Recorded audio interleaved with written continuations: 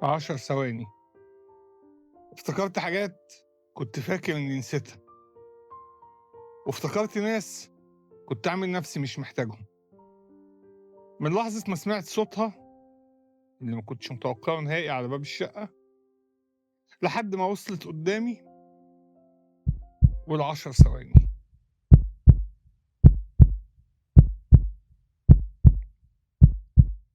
في ال10 ثواني دول عدى عليا عمر بحاله عشت فيه معاها، من أول مرة كرفتني لأول مرة أقول لها بحبك ويطلع أخوها الكبير يتخانق معايا، لأول مرة أخش الجيش وأحلق شعري اللي بالمناسبة كل البنات كانت بتموت عليه.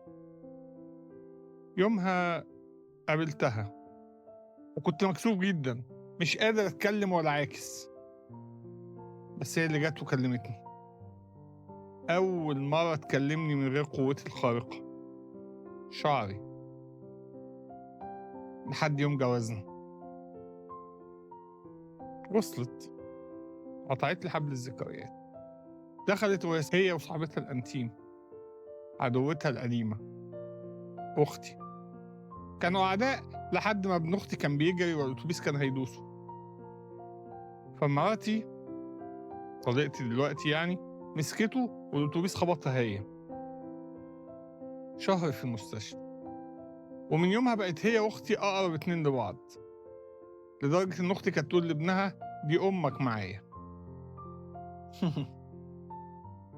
أنت شايف أنا عمال أتوه وأطلع من ذكرى للطيفة لسميرة سعيد لأمال ماهر لأنغام. عارف خفة الدم مش نقطة قوتي، شعري هو نقطة قوتي وما زلت وهرب بيه. أنا حتى ما بصيتش في وشها 6 سنين، 6 سنين ولا مرة مسكت التليفون ولا اتصلت. أنا ما كنتش عايز آسف ولا اعتذار ولا حاجة، كنت عايز كلمة واحدة: وحشتني. الكلمة دي كانت كفيلة تنهي كل اللي حصل. كم مرة كنت هتصل وأقول لها وحشتيني، بس كنت بقفل قبل ما أعملها. أنت لو شايفني دلوقتي هتلاقي رجلي بتهز جامد قوي، خايف تاخد بالها وتفتكر إني متضايق وأنا والله مبسوط. الحقيقة في حالة تانية كنت هديها ظهري وأمشي، بس دلوقتي أنا بلعب ضد الوقت، ما عنديش وقت للتمنع ولا المحايلة.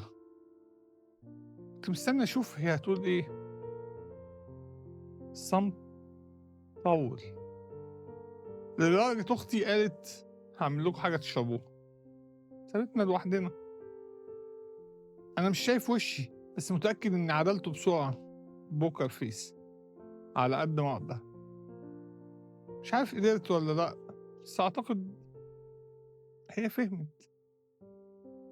أول أول أول كلمة قالتها: أنت وحشت الولاد. سيبك دلوقتي من قصة الولاد، هي لسه يعني هحكيها لك بعدين.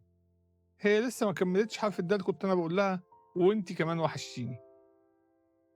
ساعتها هي جريت عليا وهي بتعيط نفس اللي أختي عملته: هنعمل ونسوي وأحسن ومش أحسن. آه، أطول حضن حضنته في حياتي ممكن يدخل جينيس. ما تركزش في الهزار، أنا راجل باموت يعني فأعديها. نص ساعة وأختي في المطبخ، ونص ساعة بنرجع ذكرياتنا. أنا اكتشفت إن الذكريات لما تتحكي مع صاحبها أطعم بكتير من إنك تفتكرها لوحدك. بعدها جرس الباب رن للمرة ال80. أختي فتحت. ابني وبنتي اللي كانوا على الباب، أنا كنت لغيتهم من حياتي عشان وقفوا مع أمهم. عشان كده قلت لك ما عنديش ولاد، بس النهاردة عندي ولاد ومحتاجهم جنبي. أنا النهاردة مبسوط، لو مت دلوقتي أبقى عشت حياتي كلها مبسوط. غدا واتغديت، ضحك وضحكت، أكل وأكلت، هزار وهزرت. ورجعت شقتي القديمة، قعدت مع ولادي، حسيت قد إيه وحشوني وقد إيه أنا وحشتهم.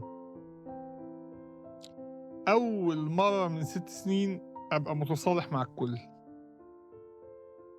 زعلان بس إن الوقت ضاع، بس خلاص، الوقت اللي عدى ما بيرجعش تاني. المهم اللي جاي مهما كان قصير.